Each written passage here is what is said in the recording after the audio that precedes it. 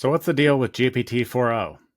Welcome back to the Idea Supply Chain, where we take a look at where ideas come from and what makes those ideas valuable. Today's video, I wanted to give a quick update. I don't know if you saw, but been a couple big announcements this week in terms of AI. First of all, OpenAI announced their newest model, GPT-4o. Um, which now every time I see 4o on Twitter or things like that, I now think people talking of their 4-year olds because, 4o, 4yo, confuses me every time when it isn't partnered with, GPT. But besides that, the O's actually mean it stands for Omni. And so what this means is that the model that actually processes all sorts of different types of inputs. So it takes text like the other GPT models. It can also do images. It can do audio as well. And from the demos, it looks like it's actually really good at running like real time. So as you're talking, it can be processing and you can actually interrupt it. A whole lot of really interesting things coming out of that right now. And so I'm excited to see how all that plays together. I haven't played with it in all of its capabilities yet. And I think some of the audio capabilities may not quite be in place yet for use with the API. But it's also really fast and half the price of GPT-4 Turbo, which is insane to me because GPT-4 Turbo cut the cost on GPT-4 down in half. And so now we're in half again, and that's getting insane, and it's even faster. So excited to switch out the different places I've been using these models in the submines I've created because, hey, let's be honest, who doesn't love paying less, right? And especially when you're doing shit like me and running a training run that's asking the same question over and over again in an infinite loop and therefore running down your OpenAI credits. Not that I've ever done anything like that on Saturday. But it is overall, I think, a really cool improvement. Now, I will say one of the things it was supposed to be able to do a lot better was to generate text on images.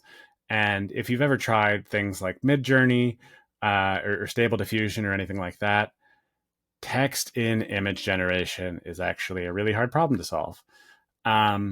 And so I generated this lovely image of a certified human badge.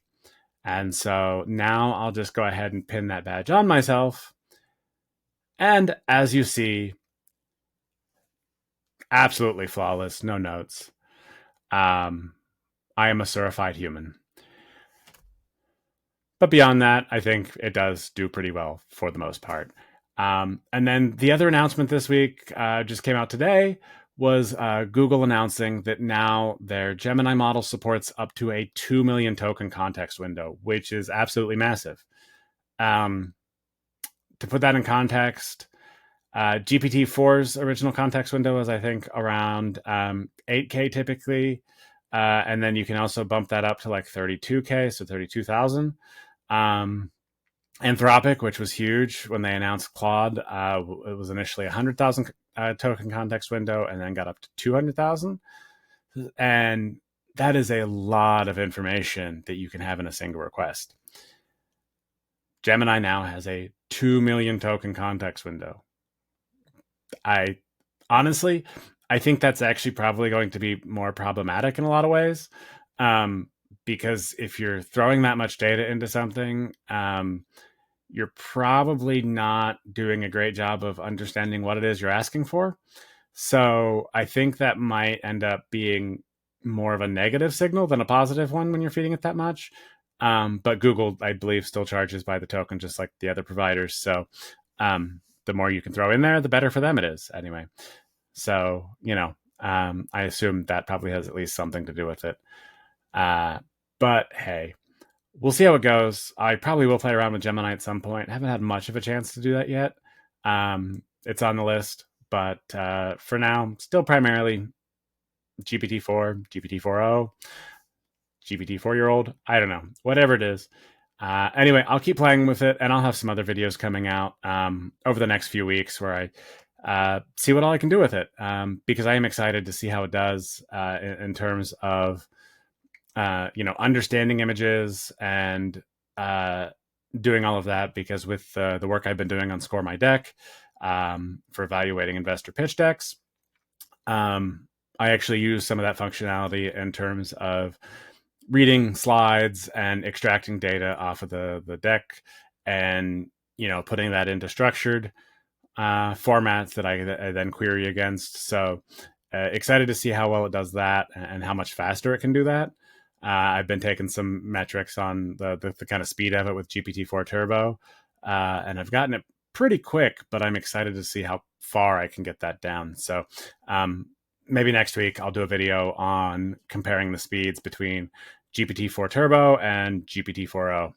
And yeah, let me know anything else you're interested in, things you've heard, things you want to see, because I'm always happy to play around with that stuff for you and show you what I come up with. So anyway, that's it for today. Just that quick update.